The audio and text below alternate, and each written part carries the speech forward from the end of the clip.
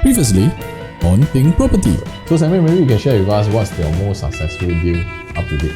Deal which I closed recently, mine was okay with 6 million, but we were negotiating somewhere about 6.1 million. You wanted to kind of do more for this Yes, client. Samuel, my wife and I, we can entrust this sale of the property to you. And so long story short, I insisted on the 6.1 and we got the 6.1. Wow. Yeah.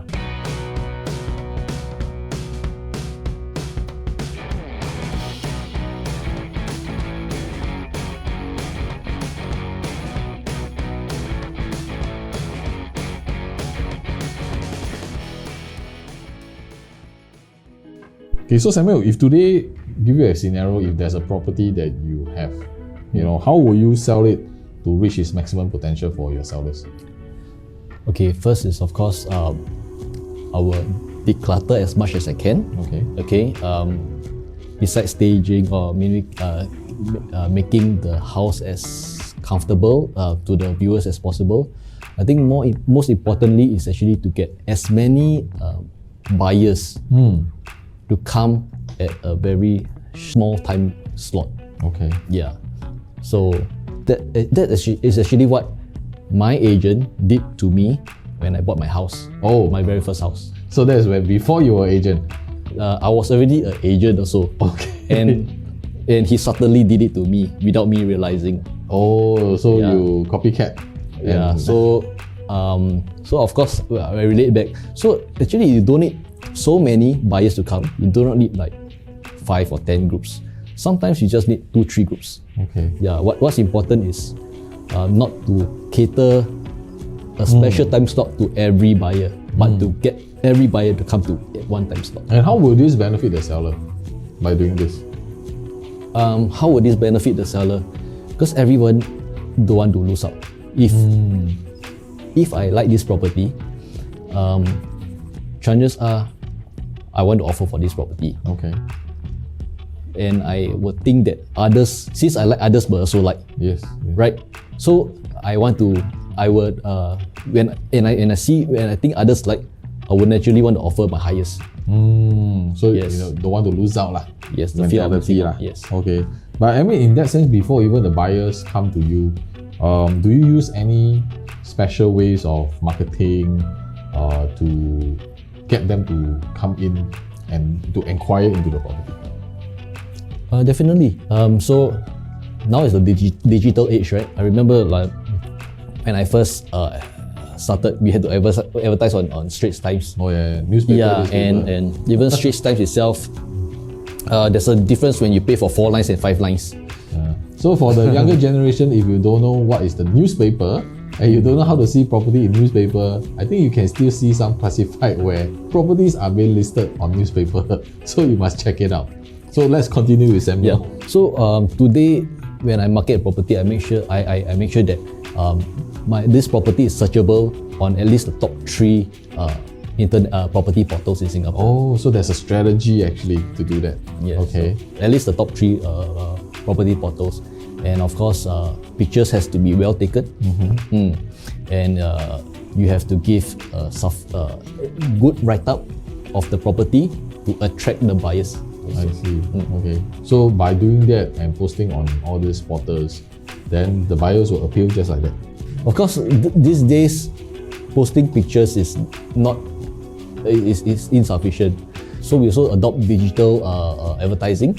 So besides photos, we also need to have videos and virtual tours, where buyers can, to the extent that buyer can actually click and have a 3D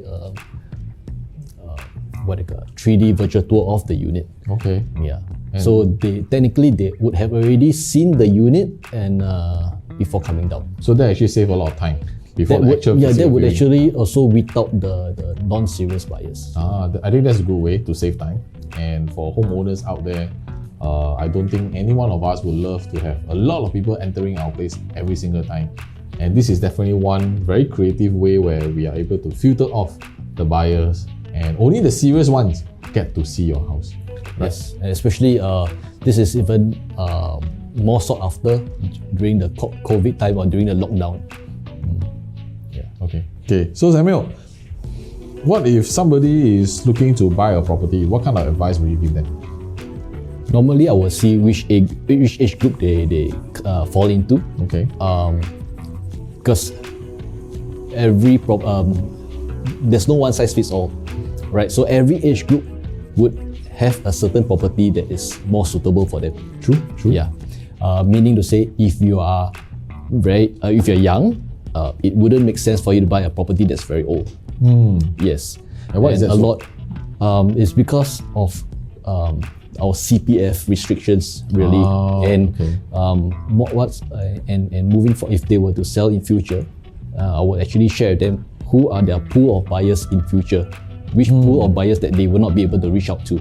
Okay, Yeah, that's fair. To the buyer will just want, they say they want to buy this, and then in the past, agents will just sell them this. But today is a bit different. Today, when they want to buy this, I will actually ask them, are you sure this is what you really want? And I will share with them, if I can offer you a better solution, are you open to consideration? Okay. Yeah. So that was what happened. My recently, one of my younger, first-time buyer wanted to buy a property that's near his parents. His parents also wanted him to buy a property near them for ease quite common. of commute. Yeah, but properties around the parents were all very old. There weren't any new properties. The newest property was about 20-ish, almost 30. How old will you consider as an old property that will have this kind of effect? I would say that a property that's late 20s or about 30 years old. Wow, okay. That's why. So although you may think that you buy and won't sell, that's almost every first buyer's mindset. When they buy, they think they will not sell, but many times they will sell between the 5th to the 10th year.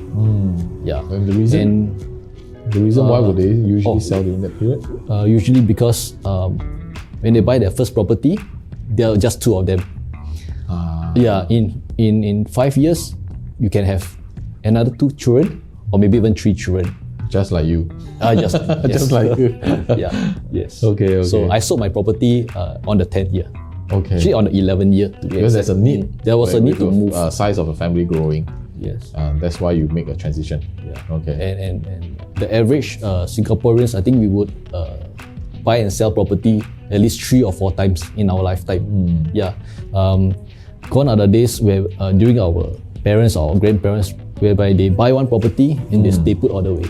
Yeah. So for this young couple, what happened in the end? So in the end, I got them a property that's in another estate. Okay. Yeah, in different, but which was actually more suitable for them. I see. Because they were young, and we got them a property that is about 10 years. I see.